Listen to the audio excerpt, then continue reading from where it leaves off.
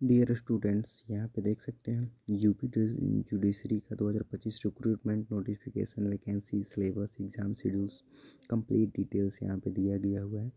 Topper ranker का ये पूरा वेबसाइट है जहाँ पे दिखा सकते हैं आपको। यहाँ पे देख सकते हैं Uttar Pradesh public service commissions UPPCS जो होता है उसमें जो सिविल जज जूनियर डिवीज़न का होता है उसके बारे में यहाँ पे दिया गया है, किस तरह से इसकी नोटिफिकेशन से लेकर एग्ज़ाम और पूरा कंप्लीट इंटरव्यू प्रीलिम्स और जो उसके बाद सैलरी होता है वो सब चीज़ के बारे में यहाँ पे दिया हुआ है। ठीक है, तो स्टार्टिंग से यहाँ पे देखते हैं, मैं एक एक पढ़ के सुनाता हूँ। देखिए द आर्टिकल्स में यहाँ कवर किया गया है इंपॉर्टेंट डिटेल यहाँ पे पीसीएस से 2025 के लिए। ठीक है, कुछ चीज़ें 2024 का भी इसमें है क्योंकि ये जो पीडीएफ है 2024 का है, तो 2025 के लिए हम लोग को पढ़ना है, बट चीज़ें सेम रहता है। जैसे हाईलाइट पीसीएस से 2025 latest news, notification, schedule, eligibility, application process, admit card कब आता है इंपॉर्टेंट, ये चीज़ें 2025 में भी सेम लागू होता है। ठीक है, तो आइए आते हैं। देखिए ये जो एग्ज़ाम कंडक्ट कराने वाली बॉडी होती है, पहले हमें उसको जानना है।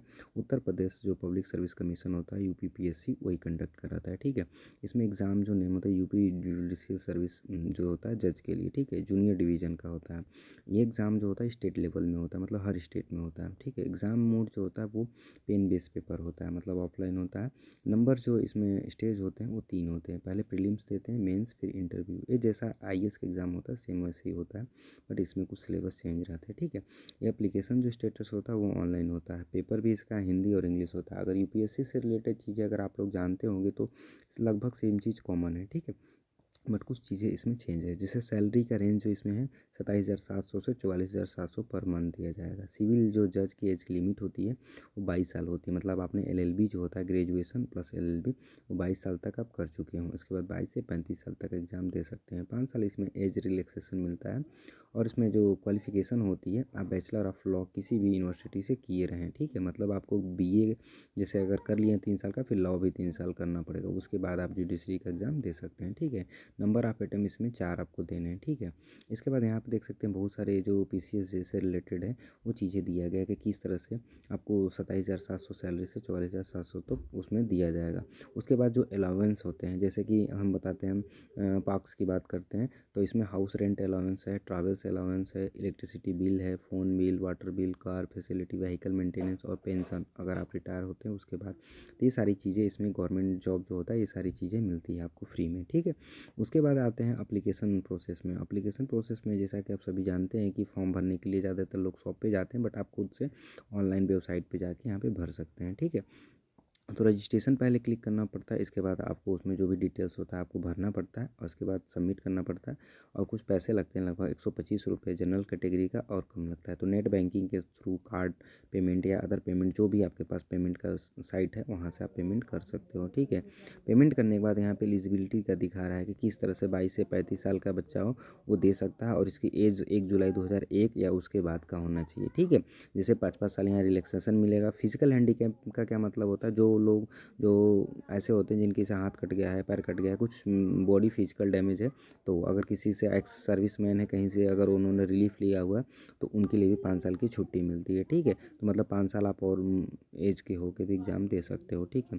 सिविल में इसमें क्या होता है कि आपको इंडियन सिटीजन होना चाहिए। और फीस की बात करें, देखिए ओबीसी कैटेगरी हो, जनरल, ईडब्ल्यूएस हो, तो वो सभी लोग के लिए 25 रुपया ऑनलाइन प्रोसेसिंग और 100 रुपया एग्ज़ाम फीस है, टोटल 125 रुपया। बट यहीं एसटी एससी के लिए सिर्फ 65 रुपया, और पर्सनालिटी डिसेबिलिटी के लिए 25 रुपया देना है। ठीक है, तो इस तरह से एक्स सर्विसमैन के लिए भी सेम चीज़ है। ठीक है, अब यहाँ पे आते हैं एडमिट कार्ड में क्या क्या है। देखिए आपको नेम, डेट ऑफ बर्थ उस पर होना चाहिए, user registration number, category, exam date, timing और एग्ज़ाम सेंटर, सिग्नेचर, फोटोग्राफ, ये सारी चीज़ें एडमिट कार्ड पे सब चीज़ें अवेलेबल होता है। ठीक है, पेपर में देखिए प्रीलिम्स का जो पेपर होता है उसमें एमसीक्यू बेस्ड रहता है, 2 पेपर होते हैं, तो ये 2 घंटे का होता है दोनों पेपर। एक 150 मार्क्स का होता है, एक 300 मार्क्स का होता है। नेगेटिव मार्किंग 0.33 होती है। ठीक है, फिर यहाँ पे देखो मीडियम पेपर होता है, ऑफलाइन होता है, सब्जेक्टिव आंसर राइटिंग होता है, 3 घंटे का ड्यूरेशन होता है।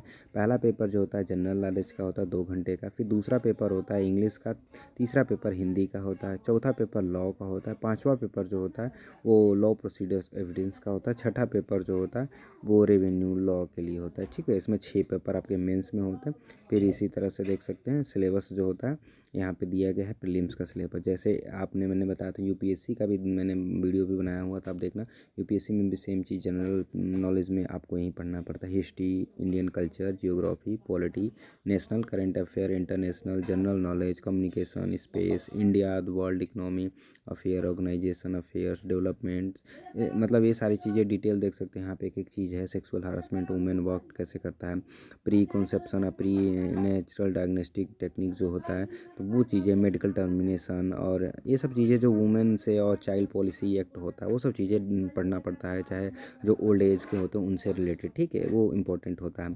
फिर सेकंड पेपर में पढ़ते हैं जुडिशरी से related, international organisation, current international affair, constitution के बारे में, एक्ट्स के बारे में, एविडेंस के बारे में, पिनल कोड और प्रोसीडर कोड पढ़ना पड़ता है, criminal procedure code, law of contract पढ़ना पड़ता है। ये सारी चीज़ें सिलेबस में मेंशन है आपके, ठीक है।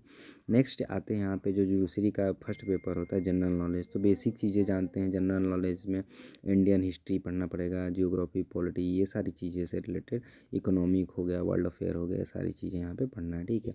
इंग्लिश लैंग्वेज में क्या पढ़ना पड़ता है, जैसे आपको ऐसे आ जाता है 50 मार्क्स का, वो लिखना पड़ता है। प्रिसाइजिंग राइटिंग रहता है, बड़ा चीज़ कोई क्वेश्चंस रहते हैं उसमें से छांट उठ के लिखना रहता है।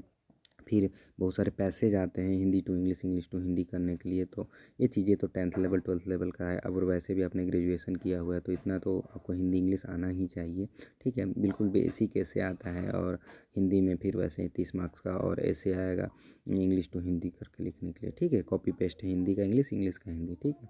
आप प्रैक्टिस करोगे 1 महीना भी अगर ढंग का, तो वो चीज़ें आसानी से हो जाता है, क्योंकि फिक्स रहता है ना कि ये चीज़ें कैसे आता है, ठीक है।